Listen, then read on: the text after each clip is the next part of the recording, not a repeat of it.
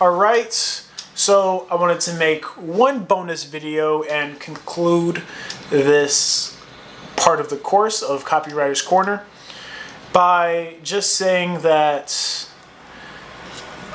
a lot of people are going to start going into the Facebook group as they finish up their sales pages to ask me what I think of them and to potentially review the copy, stuff like that.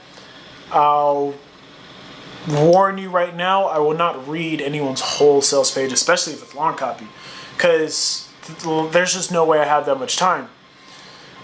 I will definitely look at the headlines, I'll glance through it, I'll move through your copy the same way a customer actually would, and I'll give you tips on different things that you could potentially do that I notice at a glance, or stuff that catches my eye, because that is how a customer is going to go through your sales page. Now, with that being said, yes, I can give tips. Yes, I've had experience writing sales pages, but even I've been surprised at certain stuff that worked and certain stuff that didn't, that I really thought would. So, with that being said, you need to let the market decide.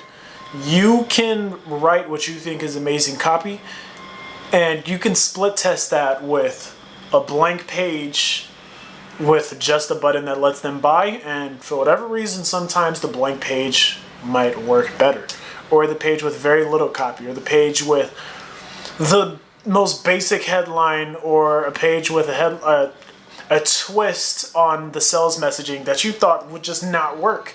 So you have to let the market decide. You can't say what is good and what isn't until you start sending traffic to those pages and you see what it is that they've got going on and whether or not they're actually resonating and taking the actions that you want them to take.